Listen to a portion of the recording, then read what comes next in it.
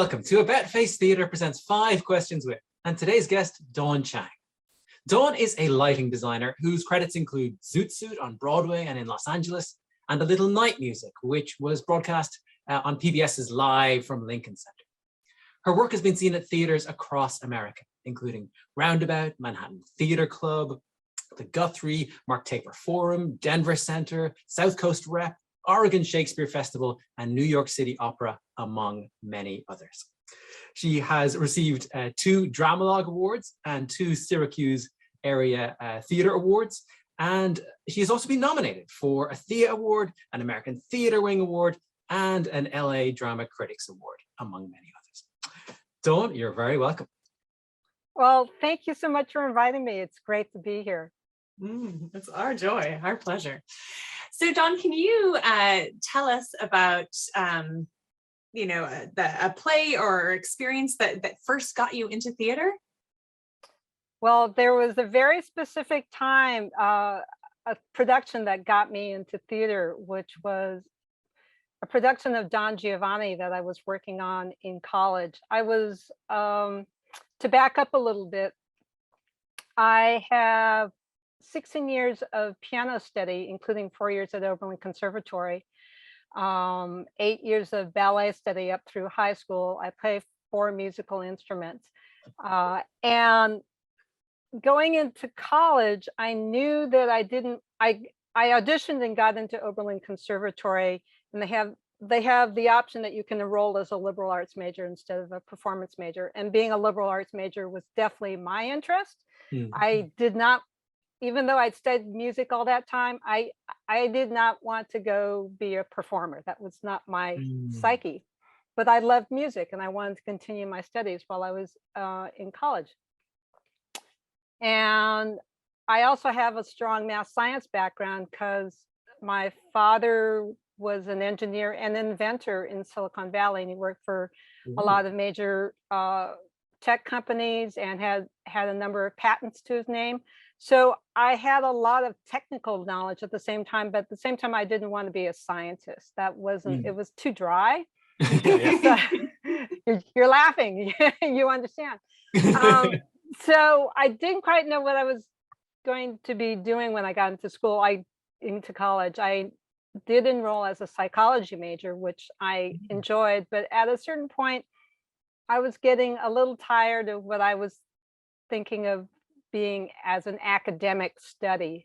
It seemed odd to me to be studying people and spending most of the time in the classroom. About that time, sophomore year, a friend of mine, I was taking voice lessons from a voice major. He said, how'd you like to help finish building some scenery for Don Giovanni? I went, yeah, sure. And I walked in off the street spring of my sophomore year and totally fell in love with everything in terms of, they had a designer from New York who had come in to design the sets, and I was helping to build and paint the scenery. I was so enthralled, I signed up for a run crew on the show, and I remember standing stage left during tech rehearsal. It was a tech dress. So my fellow students who were from the conservatory were in costume on stage, singing the music of Mozart as an instrumentalist. I didn't really know vocal music, so I was following the score over the stage manager's shoulder, and I saw the singers, the costumes, the lights, the scenery that I helped build, and I realized, oh my God, they do this on purpose. I want to learn how to do this. And that was the moment that launched. I basically never left. I added a second major, and after school, I ended up moving to LA and starting my professional career and had many incredible mentors along the way. But it started from that moment, stage left. Oh, I love it. I love it. Yeah. Enter stage left for a change. It was that distinct, and I'm so amazed that all of us have a story of something that essential and powerful and elemental that has fed us, nourished us, inspired us, and excited us for a lifetime. That is miraculous. That is truly miraculous. And I marvel at that. And it may sometimes be many months or even longer, a year or years between aha moments like that, but they are so sustaining. I really respect that. I appreciate that. And I revel in that. Absolutely. Yeah, Yeah, fantastic. beautiful. Okay, Dawn. So can you tell us one great play that you love and why? Oh, wow. It's like, do I have to pick just one? There's so many. Sorry, I'm going to be the bad cop. Yes. Yeah. I would say, I mean, anything of Sondheim, of course. Another show that came to mind when you asked that was the musical Next to Normal, which was a musical about bipolar disorder. Now, who writes a musical about bipolar disorder? And it was powerful. It was using the genre of musical theater and the genre of rock musical to use that as vocabulary to tell the story from the perspective of the person who is experiencing these changes in her perception and their experience and how it affects her family and all of that. And although there is some spoken, it's largely sung through. There are book scenes, but there's a huge amount of music in it. And when I saw the New York production of that, I was so struck. And I think probably the same day I went out and got the cast recording of the show, which I hadn't gotten a cast recording in years up till then, and realized as I was listening to the recording that it wasn't only just the recording, the music that told the story. It was the staging also. You had to have that, or I had to have that in my mind in terms of how the space was used, how the actors related to each other, and how it was done to help continue to tell that story, which was so amazing. Several years later, I got an opportunity to design a production of Next to Normal, and thoroughly loved it, and still found it equally powerful and compelling. And then there's the behind the scenes story about the development of Next to Normal, which one of your guests, Molly Smith, had an integral part in bringing that along. When they had done the off-Broadway production of Next to Normal, the producers and the creators knew that they had something really special and important there, but they also knew that they needed more work to do on the show. So I asked Molly about this directly at one point after the show had opened in New York. She says, well, they invited a number of artistic directors from regional theaters to come see the show in New York, and we're hoping to get another opportunity to further develop the production at one of these regional theaters. Molly came to see it, and she saw what was there, and she extended the opportunity for them to come to Washington, D.C. and work on it. They were out of their theater because their theater was being vastly renovated and redone. So they were in a temporary space.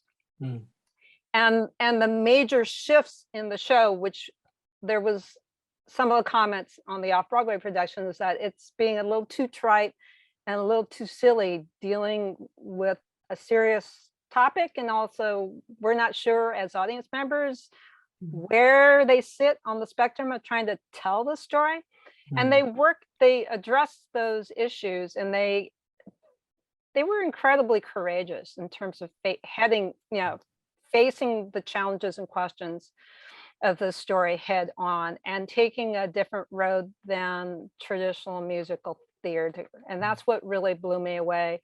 And also that Molly said yes. It had the opportunity to grow and develop and go on to win a Pulitzer, among other things. So all of that adds to my admiration and respect and awe about how that story came to be and how it's told. Yeah. I love that the whole journey, of exactly. show, you know. Mm. And so speaking of journeys and things, you know, turning out how they turn out, you know, can you tell us about a time in your theater life where something turned out differently than you expected it would? Yes, actually on another musical, coincidentally. I worked on the Broadway production of Showboat that Hal Prince directed. It was the lighting was designed by Richard Pilbrow, and I was the associate lighting designer. And we ultimately ended up having 5 productions worldwide that were touring. In addition, 3 in North America, 1 in Australia, and 1 in the West End. And the producer of that show wanted me as the lighting supervisor for all of the tours to go to every single city to what I call fluff up the light cues. Wow. Yeah. So for 5.5 years, I went to 33 cities around the world to do that, as well as continuing to design my own shows. So I was on airplanes a lot.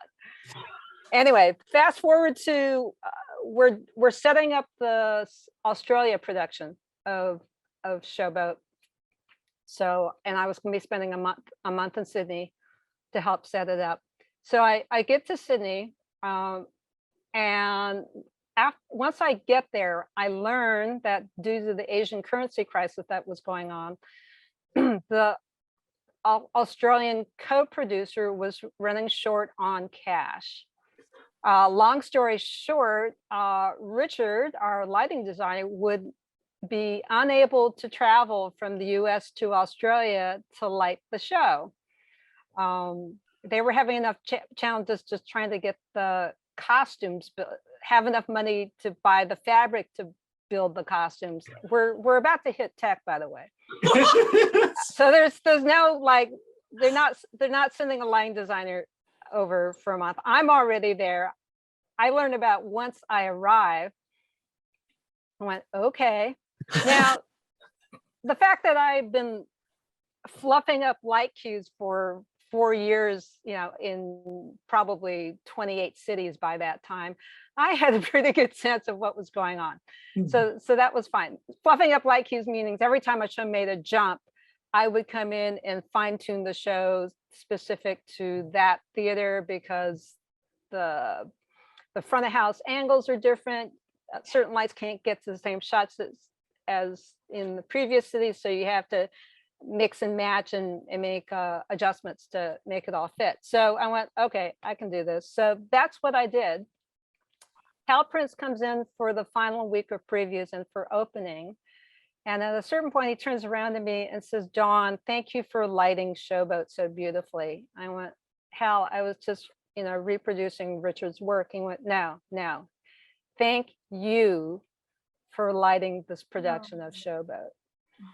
And I get what he meant, because all of our work is interpretive. We can all start from the same script of, you know, the millionth production of a Shakespeare play or whatever, but it is interpretive. I was trying to be faithful to the original design and intent.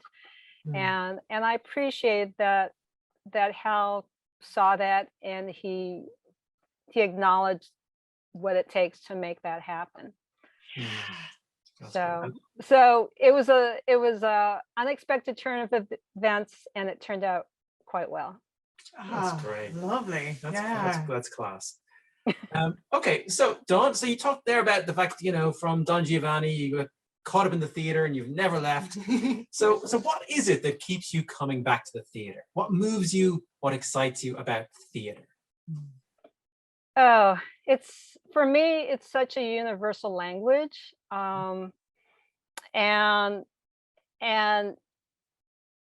it can be done in any country, in any language, with any group of people. There's a quote from a painter who taught in New York City in the 1920s that has become my guidepost throughout all my work, which is where most people in life are trying to close the book on life, the artist is there to show that there are still more pages possible.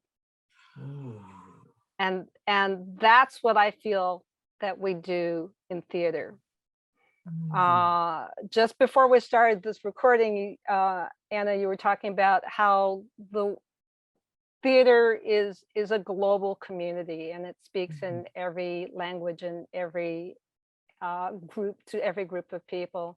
And that reminded me of I've guest taught at Hong Kong Academy for the Performing Arts. And what's really wonderful about a lot of those students, they have their whole culture and history of growing up in Hong Kong. So there are fairy tales that they know about that go, I mean, the English equivalent as close as you could say is fairy tales. Sometimes they're called ghost stories, going back 150 years or more, a whole litany of those, as well as whatever the latest is on hip hop and whatever. And it's all much, they have this very broad spectrum of cultural vocabulary that is a part of what their world is, which would be different than for their contemporaries, other teenagers growing up in America. And I remember one production of Twelfth Night that I was helping to supervise there, that they did in the style of Chinese opera. So it was still Melville, it was still all the characters that you know, but there's the use of Chinese costuming and makeup and certain gestures, and there's music and percussion that accompanies Chinese opera. And these students get that. So it was just, you know, it would be like saying for an American audience, we're going to do Twelfth Night with a hip hop underlayer to it. Yeah. But theirs was a different vocabulary and it worked. I understood it. I was born in America, but I kind of feel like I have a bicultural background, if you will, because I'm a California girl, but you know, all my relatives are from Asia. It was so fascinating to see theater work of Shakespeare from centuries ago, from half a world away, work in Hong Kong with a Chinese opera texture to it, and it all still was valid as Twelfth Night. Absolutely. Yeah, I love that. That's a great image. Yeah, it really is great. So Dawn, you ready to, you know, talk about so many different, I mean, talk about skills. You have loads of skills outside of theater as well as inside of theater. But are there any skills, you know, from your time in theater that you have found useful in the rest of your life? So many skills that we use and learn in theater are so useful to everything else. And for friends and colleagues of mine who during the pandemic have been trying to do a pivot to other industries, we've discovered that the biggest thing for them to try and communicate is the very strong skills that we have from the performing arts that are so useful in so many other parts of life, because most non-theater people are civilians, if you will, think of the glamour side of it, but they may not appreciate all that it takes to put it together. But in a nutshell, I would say the ability to focus, you know, intently, which we do, you know,